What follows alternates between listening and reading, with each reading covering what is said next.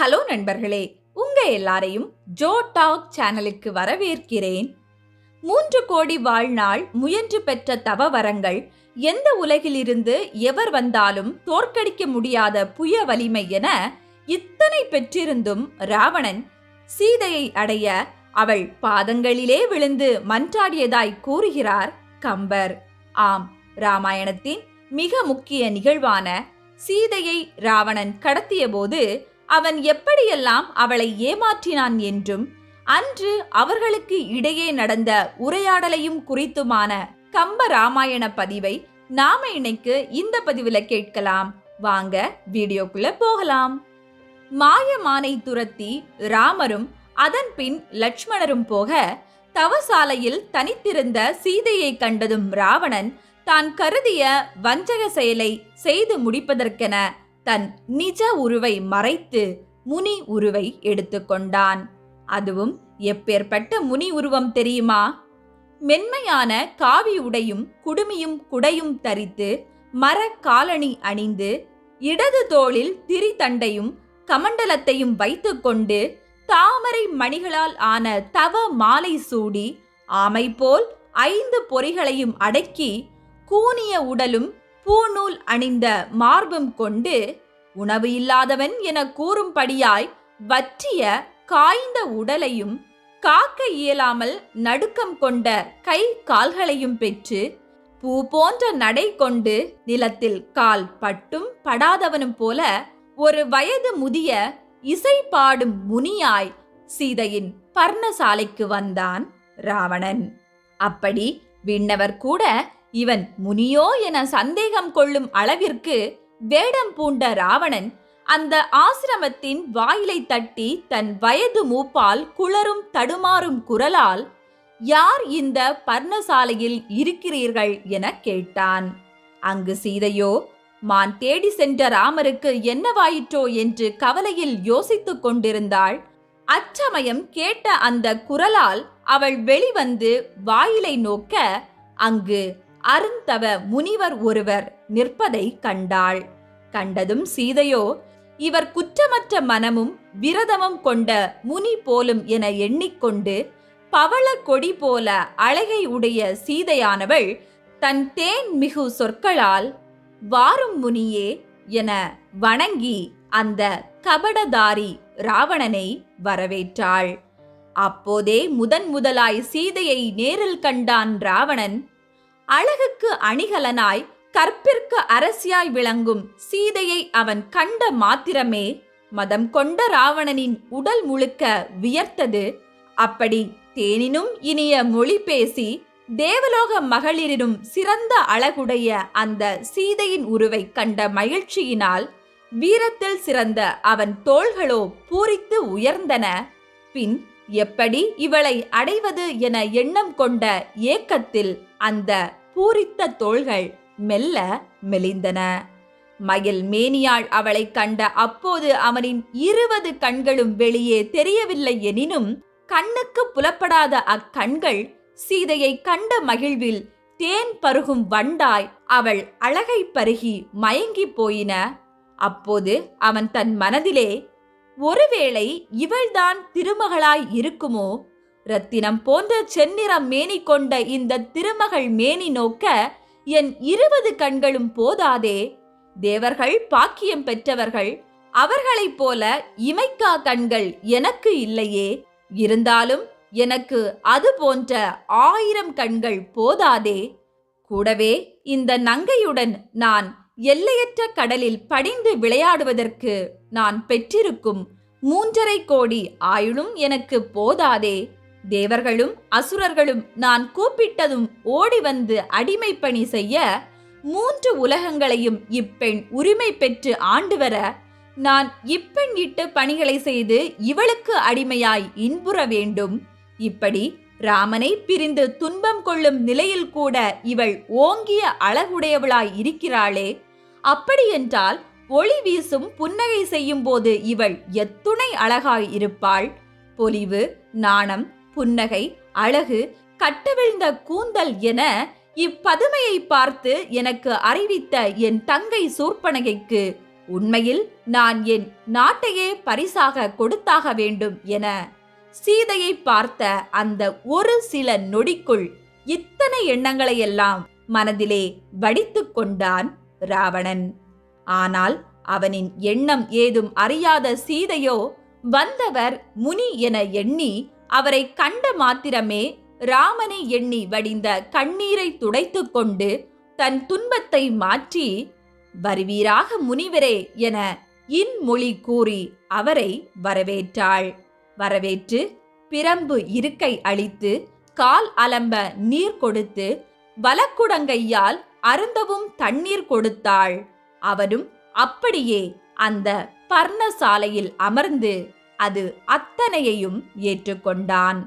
அதே சமயம் ராவணன் செய்ய வந்திருக்கும் கொடும் செயலை உணர்ந்த இயற்கையிலோ மரங்களும் மலைகளும் நடுங்கி போயின, பறவைகள் கூவாமல் அடங்கி போயின, கொடிய காட்டு மிருகங்கள் அஞ்சி போயின, விஷப்பாம்புகளோ படம் எடுத்து ஆடுவதை விட்டு ஒதுங்கியும் போயின. காற்றும் வீச மறந்தது. ஏன் அங்கு பாயும் கோதாவரி நதி கூட ராவணனின் செயலை கண்ட மாத்திரமே பயத்தில் அமைதியாய் தன் ஓட்டத்தை தொடர ஆரம்பித்தது. இப்படி நிகழவிருக்கும் ஆபத்தை கண்டு இயற்கையே வருந்தியிருந்த அச்சமயம் மூங்கில் இருக்கையில் அமர்ந்திருந்த அந்த கபட சந்நியாசி ராவணன் மீண்டும் ஒருமுறை தன் கண்களால் சீதையின் அழகை பருகியபடி, பெண்ணே, இந்த இருப்பிடம் யாது? இங்கு வாழும் முனிவர் யார்? நீவீர் யார் என கேட்டதும் சீதையோ இவர் இங்கு வந்த புதிய முனிவர் போலும் என்று எண்ணிக்கொண்டு, பெருமைக்குரியவரே, இக்ஷ்வாகு வம்சத்தை சேர்ந்த தசரதர் மகன் தன் தம்பியோடு உயர் கேகேய குலத்தில் பிறந்த தாயின் கட்டளையை தலைமேற்கொண்டு வருத்தமின்றி இவ்விடத்தில் தங்கியிருக்கிறார். அவர் பெயரை தாம் அறிந்திருப்பீர் என்று நான் நினைக்கிறேன் என்றாள். அதற்கு ராவணனோ, ஆம், மிக்க பெருமை உடைய கங்கை பாயும் மருதவள நாட்டிற்கு ஒருமுறை யாம் போயிருந்தோம். அச்சமயம் அவரை குறித்து முன்னமே கேள்விப்பட்டுள்ளோம். ஆனால் அவரை நேரில் கண்டதில்லை என்றான். இப்படி ராவணன் கூறியதற்கு காரணம் யாதெனில், 3.5 கோடி ஆயுள் உடைய ராவணன் பல ஆயிரம் வருடங்களுக்கு முன்னால் திக் விஜயம் செய்தபோது அயோத்தியை ஆண்ட மன்னன் அனரணியனை வீழ்த்தினான். அன்று வென்றதோடு மட்டும் நிறுத்தி கொள்ளாமல் ராவணன் அந்த மன்னனுக்கு பல நிந்தனைகளையும் செய்தான். ஆகவே அன்று அனரணியன் கோபத்தில் ராவணனுக்கு எம் குலத்தினாலேயே உமக்கு மரணம் நிகழும் என சாபமிட்டான்.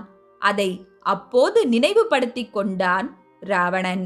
பின் அவன், ஆமாம் பெண்ணே, வாள் போன்று நீண்ட கண்களை உடையவளே, நீ யார்?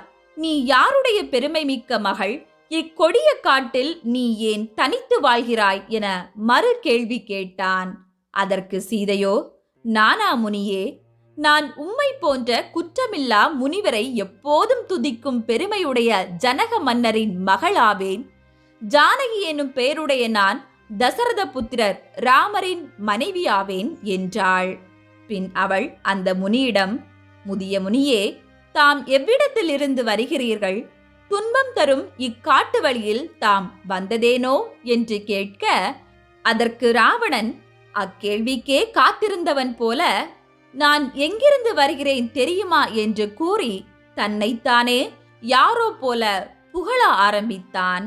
அவன், பெண்ணே, யாம் இந்திரனுக்கே தலைவனும் பிரம்மரின் குல வழியில் பிறந்தவனும் 7 உலகை ஆள்பவனும் நாவில் அரிய வேதங்களை தாங்கியவருமாகிய ராவணனின் தேசத்திலிருந்து வருகிறேன். அந்த ராவணன் ஓவியத்தில் தீட்ட இயலாத அழகுடையவன், விண்ணுலகில் இருந்தபடியே எவ்வுலகையும் ஆளும் ஆளுமை உடையவன், சிவபெருமானின் கைலாயத்தையே வேரோடு பிடுங்கி எடுக்கின்ற வலிமை கொண்டவன், திசை யானைகளின் தந்தங்களை மார்பில் பதித்த வலிய தோள் உடையவன் ஆவான். மேலும் என் மன்னன் அந்த தேவர்களே அருள் வேண்டி வாயிலில் வந்து நிற்கும் அளவிற்கு திறன் வாய்ந்தவன். மேனகை, திலோத்தமை முதலிய தேவலோக அப்சரசுகள் வானுலகம் துறந்து அவனுக்கென பூலோகம் வந்து கால் வருடி செருப்பு பூட்டிவிடும் பெருமை மிக்கவன்.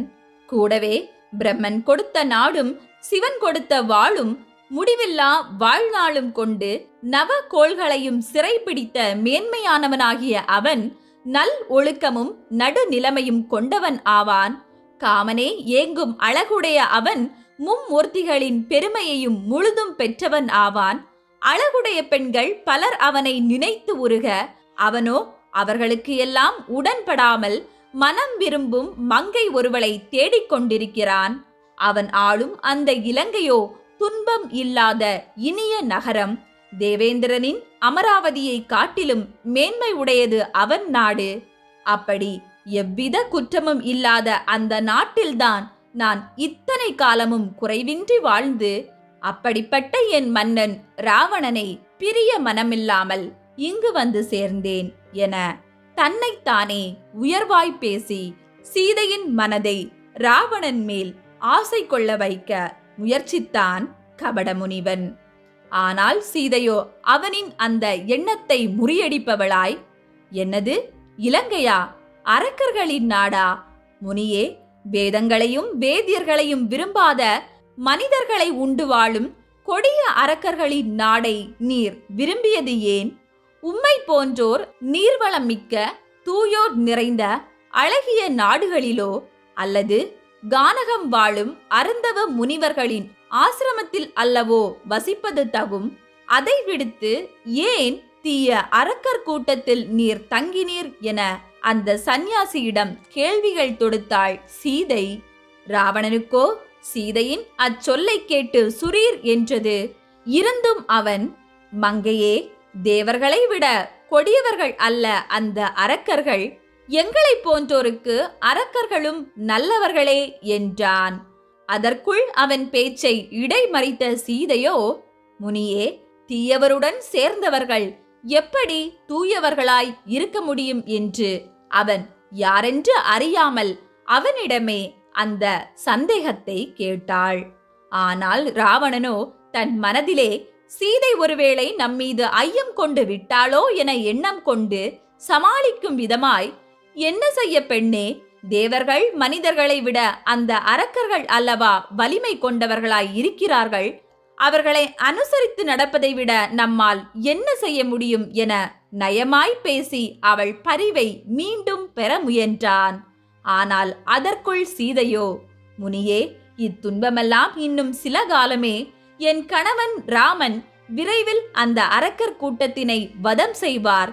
பிறகு உலகில் துன்பமே இருக்காது என்று திடமாய் கூறினாள். அதை கேட்டதும் ராவணனோ சற்றே நகைத்தபடி, மீன்விழியாளே, நீ மனிதன் ஒருவன் அரக்க கூட்டத்தை கொல்லுவான் என கூறியதை கேட்பதற்கு யானை கூட்டத்தை இள முயல் ஒன்று கொன்றுவிடும் என்றும் ஆண் சிங்க கூட்டத்தை மான் ஒன்று கொன்றுவிடும் என்றும் கூறுவது போலல்லவா உள்ளது. இது இயலா செயல் அல்லவா என்று நகைத்தான். அதற்கு அவளோ, ஏன் இயலாது முனியே, என்ன கூறுகிறீர்? எம் கணவரால் கரன் தூஷணர் முதலான அரக்கர் கூட்டம் அழியவில்லையா? அப்போது எழுந்த பேர் ஒலியை தாம் கேட்கவில்லையா? நீர் கூறிய சிங்கமே என் ராமர் ஆவார், அந்த மானே அரக்கன் ஆவான். நிச்சயம் அந்த மான் கூட்டம் அழிவதை உம் கண்களால் தாம் பார்ப்பீர்கள். பாவம் என்றுமே தர்மத்தை வெல்லாது, மானிடர் வலியவர் என்றாள். அவ்வளவுதான். அச்சொற்களால் ராவணன் கொதித்தெழுந்தான். தன் மானம் குன்ற சீறிய அவன், என்னது, ஒரு மனிதன் ராமன் அரக்கர்களுக்கு முடிவை தருவானா? பெண்ணே, இப்படியே நீ கூறுவாயெனில் அந்த இலங்கை அரசன் ராவணனின் 20 தோள்களில் இருந்து வீசும் காற்றில் பறக்கும் பூவை போல உன் ராமனின் அழிவை நாளையே நீ காண்பாய். பேதை பெண்ணே, மேருமலையை பெயர்க்க வேண்டுமா? விண்ணை இடிக்க வேண்டுமா? நீரை கலக்க வேண்டுமா? நெருப்பை அவிக்க வேண்டுமா? பூமியை உயர்த்த வேண்டுமா? சொல். அது அத்தனையையும் செய்ய ராவணனால் முடியும். யாரை பற்றி நீ எளிமையாய் கூறுகிறாய் என்றான். வாக்குவாதம் மேலும் முற்றியது. சீதையோ, 20 தோள்கள் இருந்தால் என்ன, அந்த ராவணனை 1000 தோள்கள் கொண்ட கார்த்தவீரிய அர்ஜுனன் தோற்கடித்தான் என்று கேள்விப்பட்டிருக்கிறேன். அந்த கார்த்தவீரியனோ பரசுராமரிடம் அழிந்தான்.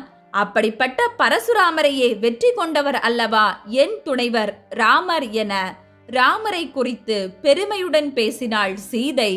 அதை கேட்டதும் தான் தாமதம். கோபத்தின் காரணமாய் ராவணனின் காவி தரித்த வேடம் மாயமாய் நீங்கி போனது. ஆம், ராவணனின் 20 கண்களும் சிவந்தன, தோள்கள் வளர்ந்து விரிந்து ஆகாயத்தை எட்டின, 10 மணி மகுடங்களோ மேலுலகத்தின் மேலேயும் தொட்டு போயின, 20 கைகளும் பெருத்து ஒன்றோடு ஒன்று மோதிக்கொண்டன, மேகத்தினின்று எழும் இடியைப் போன்று பேர் ஒலியாய் பற்களும் கடித்தன. நஞ்சு நாகம் படமெடுத்து ஆடுவது போல உயர்ந்து எழுந்தான் ராவணன். யாரை உயர்ந்தவன் என்றாய் என்று சினந்தான் அவன். அதை கண்டதும் சீதையோ நடுநடுங்கி போனாள். யார் இந்த அசுரன் என அறிய இயலாதவளாய் ஐயம் கொண்டாள். அவனின் அந்த உருவம் கண்டு அதிர்ந்து போய் உறைந்தாள். அவனோ, மங்கையே, அச்சம் தவிர். தேவர்களே நான் ஏவிய பணியை செய்ய தயாராயிருக்கையில் பூமியில் வாழும் அற்பன் ஒரு மனிதனை வலியோன் என்று என்னிடமே கூறுகிறாயா நீ? பெண் என்ற காரணத்தால் இன்று நீ உயிர் பிழைத்தாய். இல்லையென்றால் என் கைகளால் உன்னை பிசைந்தே கொன்றுவிடுவேன். அப்படியும் நான் செய்தேன் என்றால் உன்னை அடைய முடியாததால் என் உயிரே அல்லவா என்னை விட்டு போய்விடும். அழகியே, பயப்படாதே. இதற்கு முன் நான் யாரையும் தலை வணங்கியது இல்லை. இலங்கை அரசனான என் மணிமுடி தரையில் தாழ்ந்ததில்லை. ஆனால் உன்னை நான் வணங்குகிறேன். என் 10 தலைகளிலும் உன்னை உயர்த்தி வைக்கிறேன். 7 உலகங்களையும் ஆளும் என் வாழ்வில் என்னோடு வந்து மகிழ்ந்திருப்பாயாக என வேண்டினான் ராவணன். சீதையோ அப்போதே அவனையும் அவன் எண்ணம் குறித்தும் முழுதும் அறிந்தாள். அவனின் அந்த வார்த்தைகள் எல்லாம் முழுதாய் காதில் புகும் முன்னரே காதுகள் இரண்டையும் தன் தளிர் கைகளால் கோபத்தில் மூடிக்கொண்டு, வில்லும் வெற்றியும் கையில் கொண்டிருக்கும் ராமரின் மனைவியான நான் சொல்கிறேன், ஒழுக்கத்தை கைவிட்டு எரியும் வேள்வி தீயில் தேவர்களுக்காய் இடப்படும் அவிர்வாகத்திற்கு ஒரு நாய் ஆசைப்படுவது போல என்ன சொன்னாய் அரக்கனே என சீறிக்கொண்டு, நற்குலத்து பண்பின்படி என் உயிரை மாய்ப்பேனே அன்றி உன்னுடன் வருவேன் என நீ நினைத்தாயோ? வலிமை மிக்க ராமரின் அம்புகள் பட்டு நீ உயிர் துறக்கும் முன் இங்கிருந்து ஓடிவிடு அரக்கனே என்றாள். அது கேட்டு ராவணனோ கடிந்து கொண்டு, என்னது, ராமரின் அம்புகளா? பெண்ணே, அவன் அம்பு என்மேல் பட்டால் அது மலையில் வீசப்பட்ட மலர் அம்பு போல அமிழ்ந்து போய்விடும். ஆகவே உன் மீது கொண்ட ஆசை எனும் தீயால் நோயுற்று வாடிய என் உயிரை காக்க என்னுடன் வா, எனக்கானவள் நீ என்று கூறி அவள் திருவடியை நோக்கி தரை வீழ்ந்து தலை தாழ்ந்து வணங்கினான் ராவணன். சீதையோ அது கண்டு இரத்த கரை படிந்த வாள் ஒன்று தன்னை தீண்டுவது போல துன்புற்றாள். ஐயோ ராமா, அவர் தம்பியே லட்சுமணா, என்னை வந்து காப்பாற்றுங்கள் என கூவி ஏங்கினாள்.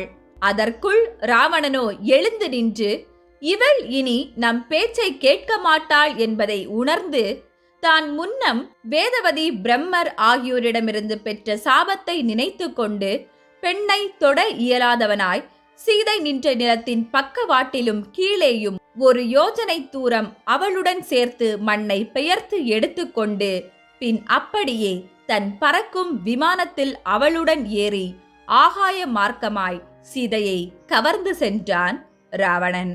இதுவே கம்பராமாயணத்தில் கூறப்பட்ட ராவணன் சீதையை கவர்ந்த நிகழ்வும் அவர்களுக்குள் நடந்த உரையாடலும் ஆகும்.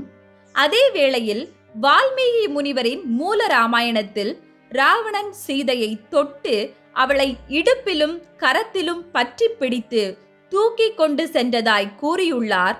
அதேபோல் கம்பரோ வால்மீகியோ காளிதாசரோ தம் ராமாயணத்தில் லட்சுமணன் சீதைக்கென கோடு கிழித்தான் என்றோ அக்கோட்டை தாண்டியதாலே சீதை கவரப்பட்டாள் என்றோ இடத்திலும் கூறப்படவில்லை.